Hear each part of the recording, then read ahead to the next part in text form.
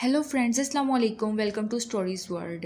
Guys, आज मैं आपको जो स्टोरी बताऊंगी वो 100% रियल है। इस पर नेटफ्लिक्स की एक मूवी वेरोनिका भी बन चुकी है, जिसे सिर्फ 100 में से 2% लोग ही एंड तक देख सकते हैं। ये अब तक की सबसे ज्यादा हॉरर मूवी है। इस मूवी को देखने की वजह से कुछ लोगों की हार्ट अटैक से मौत भी हो गई। इसलिए मैं आपको एडवाइस दूंगी कि अगर आप कमजोर दिल है तो इस मूवी को हरगिज मत देखिएगा। अब बात करते हैं कि इस मूवी के पीछे छुपी सच्ची स्टोरी आखिर है क्या। वेरोनिका मूवी अस्टेफिना नामी लड़की और उसकी फैमिली के साथ होने वाले हादसात पर बनाई गई है। अस्टेफिना की मौत के बाद उसकी फैमिली के साथ जो भूतिया हादसात पेश आए, उन्हें देखकर पुलिस भी इस बात को मानने के लिए तैयार हो गई कि भूत रियल वर्ल्ड में एग्जिस्ट करते हैं। अब बात करते हैं कि अस्टेफिना आखिर कौन थी और उसके साथ क्या हुआ। अस्टेफिना स्पेन के रहने वाली थी। अस्टेफिना का पूरा नाम अस्टेफिना गुटिरेज लजारो था। अस्टेफिना की फैमिली में उसके मॉम, डैड और 2 बहन भाई थे। 1990 में अस्टेफिना 18 साल के करीब थी जब उसने कॉलेज जाना शुरू किया। उसके बिहेवियर में अचानक चेंजेस आना शुरू हो गई। वो अपने भाई को देखकर घुराने लगती और उस पर अटैक करने लगती। कभी कभी ऐसे लगता जैसे वो उसकी जान लेना चाहती है। अस्टेफिना अपने नाखूनों से अपने घर की दीवारों को नोचती रहती थी, जिससे उसके नाखून टूट जाते और हाथ जख्मी हो जाते। अस्टेफिना बहुत अजीब तरह की हरकतें करने लगी थी। वो रात को उठकर रोने लगती और कभी कभी डर कर उठ जाती। वो तरह तरह की आवाजें निकालती, जिससे उसके घर वाले भी बहुत डर चुके थे। किसी को कुछ समझ में नहीं आ रहा था कि आखिर क्या हो रहा है। उसके घर वालों ने अस्टेफिना से बात भी करना चाही। वो बीच में ठीक हो जाती, लेकिन फिर वापस वैसी ही हो जाती। उसकी फैमिली ने अस्टेफिना को मुख्तलिफ डॉक्टर्स को भी दिखाया, लेकिन कोई बीमारी समझ में नहीं आई। उसकी फैमिली ने प्रीस्ट को भी दिखाया, लेकिन वो भी कोई सोल्यूशन नहीं निकाल सका। अस्टेफिना की हालत दिन ब दिन खराब हो रही थी। वो ठीक से खा भी नहीं सकती थी, जिसकी वजह से वो कमजोर हो रही थी। उसके घर वालों ने जब उसके कमरे की जांच ली तो उन्हें पता चला कि अस्टेफिना काले जादू की प्रैक्टिस करती थी। वो ओइजा बोर्ड का इस्तेमाल करके मुख्तलिफ आत्माओं से बात करती थी। अस्टेफिना ने अपनी फैमिली के पूछने पर बताया कि रात को काले साए उससे मिलने आते थे, उनके चेहरे नहीं होते थे। वो तमाम साए अस्टेफिना को अपने साथ ले जाना चाहते थे।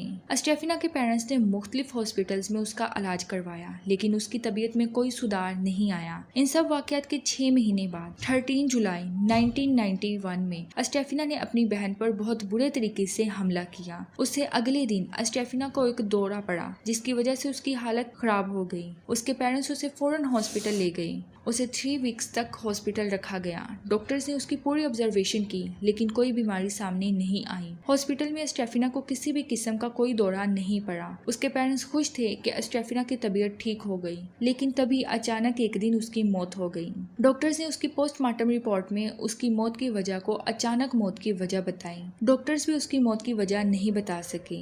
अस्टेफिना की मौत के बाद हादसात और भी बढ़ गए। उनके घर में पैरानॉर्मल एक्टिविटीज होना शुरू हो गई। अस्टेफिना के कमरे में रात के वक्त चीखने की आवाजें आती थी। रात के वक्त कमरे में ठंडी हवाएं चलने लगती। उसके पेरेंट्स ने उस कमरे में एक साए को दीवार के आर पार जाते हुए देखा। घर में चीजों का गिर जाना और कांच की चीजों का अपने आप टूट जाना, दरवाजों का अपने आप खुल जाना और बंद हो जाना, ये तमाम वाकयात उनके घर में आम हो चुके थे। लेकिन अस्टेफिना के पेरेंट्स हिम्मत वाले थे। वो उस साए को अस्टेफिना की आत्मा समझते थे और वो ये समझ रहे थे अस्टेफिना की आत्मा उन्हें कुछ बताना चाहती है। लेकिन नवंबर 1993 में, यानी अस्टेफिना की मौत के 2 साल बाद, उसके लिविंग रूम में लटकी हुई अस्टेफिना की तस्वीर में खुद ब खुद आग लग जाती है और उस आग ने सिर्फ तस्वीर में उसके चेहरे को ही जलाया था। उस तस्वीर ने अपने आप ही आग पकड़ ली और ये नजारा अस्टेफिना की पूरी फैमिली ने देखा था। ना पूरी तस्वीर जली और ना कांच, बस उसका चेहरा ही अपने आप जल गया। एक रात अस्टेफिना की माँ पर किसी अनजान साए ने जानलेवा हमला किया।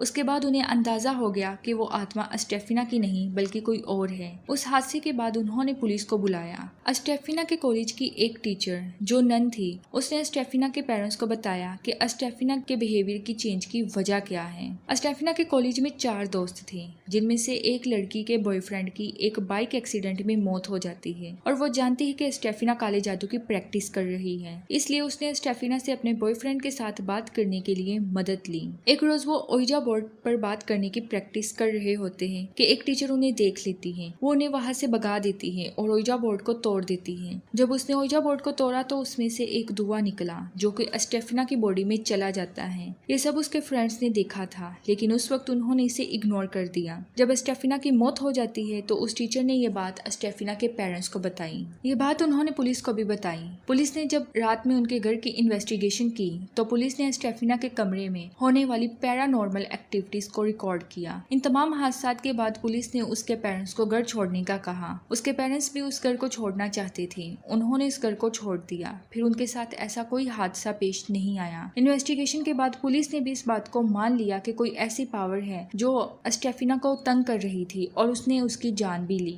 वेरोनिका मूवी की स्टोरी से थोड़ी डिफरेंट है। वेरोनिका हीरोइन का नाम है जो अपने मरे हुए डैड से बात करना चाहती थी। जिस दिन वो ओइजा बोर्ड के जरिए बात करती है उस दिन सोलर इक्लिप्स होता है और उससे अगले दिन से चीजें उल्टी होना शुरू हो जाती हैं और उसके बाद के हालात बहुत ही ज्यादा खराब हो जाते हैं। गाइज, अगर आपको ये इन्फॉर्मेशन अच्छी लगी है तो वीडियो को लाइक कर दे और चैनल को सब्सक्राइब कर दे ताकि आप हर नई आने वाली वीडियो से अपडेट रहे। Thank you.